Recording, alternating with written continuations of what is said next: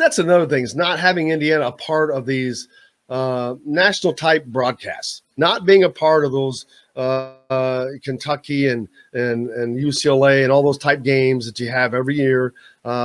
Indiana used to be a part of that, and a lot of that was the Crossroads Classic has affected that, but they've been limited on what they can do and what they participated in. And I think that I think under Mike Woodson that's going to change because he is already making Indiana again a national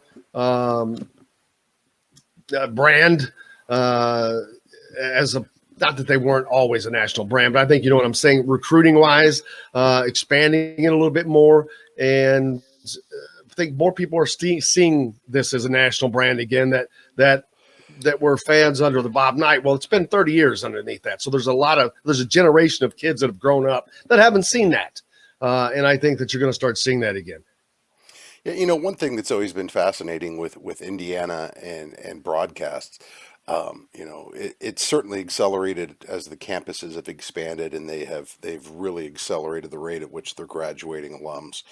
Right now, I believe Indiana's second in the country, second or third right now in terms of the largest living alumni base. It's always been a tremendous brand. It's always had a really extraordinary reach. I mean, it's not uncommon year in, year out, no matter where Indiana is competitively. The November, the December non-conference games always rank among the highest watched across all platforms almost every year, even when the team's not been very good. And now I think where Indiana's really fallen is they haven't been particularly good on par over the last 2 decades. And as a result, you've seen the program miss out as more and more of these events get created for marquee matchups on the big stage, playing in whether it's Madison Square Garden or on, daggone aircraft carriers or whatever it may be. In order to qualify for the Champions Classic, you got to win some championships. You've got to at least be in contention for it. And Indiana's fallen short there, and they've kind of gone by the wayside. For years, the non-conference schedule was pretty predictable. It was always going to be highlighted by the IU Kentucky matchup. You'd throw another couple of big names in, and just a smattering of lower level opponents. And once Kentucky, that cog came out of the wheel, Indiana really struggled to find a balance, to find platforms where they could expose the brand, where they could get those marquee games. And the Crossroads Classic, while it was great on paper to bring the state's best teams together in the capital, where everybody got to join together in a rotating format.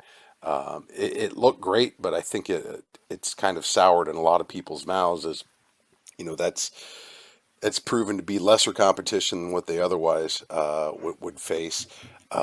It's just not. It's lost its luster, and I think it does not. It does it's IU even no more good. so by comparison. It doesn't, and even by comparison, now it just gives fans something to bitch about. Here we are stuck playing Butler or Notre Dame again. Meanwhile, these teams are playing in Madison Square Garden, or again, on the deck of a freaking aircraft carrier. On national TV, exactly. Yeah, yeah. So, I would not be the least bit surprised if this is going to be the last edition of the Crossroad Classic. I believe Zach Osterman was just writing today, as a matter of fact, in the Star, that Indiana's still trying to figure out what the non-conference is going to look like, kind of foretelling that perhaps it's not going to be the most challenging, but nevertheless, probably going to be a short-term thing for Indiana, as Woodson's really trying to teach these guys how to walk before they run, and then kind of building it up accordingly thereafter. The UK game is a must. It needs to return. That is just a game that has to return. And I'm sick of it. This has got to be John Calipari, because there's no one else that doesn't want this game. And somebody needs to tell Calipari just to shove it and make this game happen. While he's the coach, if they have to do it, at the off-campus places, fine. And then when he's no longer the coach, if they want to change it back, fine. But I don't know. The IU UK game, first of all, do you want to see it on campus, or do you want to see that in a bigger venue for more people. You know, man, I've seen them on campus, both in Bloomington and in Lexington. I've seen them in the neutral venues. You know, personally, I'd just like to see them again, no matter where they choose to play. But you know, despite all my personal feelings about it, my rumblings, my complaints, you know, all the UK fans I talk to, you know, they basically view the game. While they love the rivalry, they love the tradition, they love the history between the two programs. For Kentucky, playing IU's a lot like IU's feeling towards the Crossroad Classic. There's not a whole lot for them to gain from it. You know, That's because Indiana is not, to me, it's because there was not Indiana has not been competitive with Kentucky for a while. But I think Indiana needs to regain that recruiting foothold and say, hey, y'all stay the hell out of here. Well, you know, we say that, but Indiana's won 2 of the last 3 matchups against them. The problem being is, you know, the Watt shot game just left a terrible taste in Kentucky's mouth, particularly Calipari, where it's a high risk, low reward type setup for him, where, you know, on your worst day, you just created an SB winning moment. On your best day, you know, maybe you get a top 50 win at the end of the season. Maybe. Otherwise, you know, there's not a whole lot other than perhaps giving your guys some exposure to a extraordinarily hostile environment. But it doesn't deliver for them like it delivers for Indiana, to be quite frank.